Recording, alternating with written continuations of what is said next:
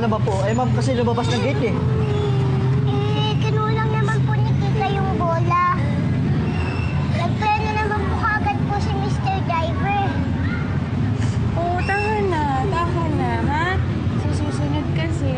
Dapat mag-ingat sa labas ng school. Dapat look to the right, look to the left bago tumawid. It's okay. Sige na, halika na, tahan na. Kuya, dalawa nga. Yung pula. Tsaka yung blue. Yan. Salamat.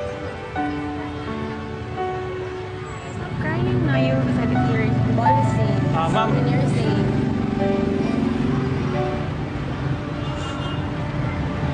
Binilang kita ng balon, oh. Huwag ka nang umiyak, ha? Para sa'yo to. Wow! Ang ganda ng lobo mo, Kikay! Huwag ka nang umiyak! Stop crying na. You have your balloon na. Yay! Oh, no more crying na. Let's go. Let's go inside. Pasok na tayo. Halika. Tama na. Halika, let's go. Let's go. Ma'am, sandali lang po. Pwede ko po bang kausapin yung bata? Para sa'yo. Wow! May lobo din po ako? Para sa'yo yan kasi nagsasabi ka ng totoo eh. Tsaka ang bait-bait mo eh. Yun po ang turo ng lolo ko.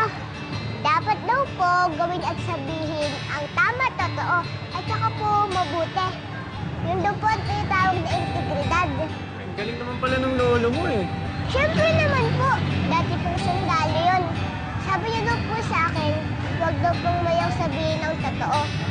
At saka daw po, dapat daw po marunong po tayong humingi ng tawad. Eh, paano kung hingi ka ng hingi ng tawad pero ayaw nilang tanggapin? Sa una lang naman po yun eh. Paggalit pa lang po sila. Pero po, kung ayaw po nilang tanggapin yung sorry natin, edi po ituloy din po natin para po tanggapin na po nila. Chichi! Halika na. Ako na po bahala sa'yo. Di ba? Na. Bye-bye po! Thank you po dito sa balon ko! Bye-bye po! Bye-bye. Bye-bye, Shishi. Shishi. Magkatunog pa kami ng pangalan ng bata.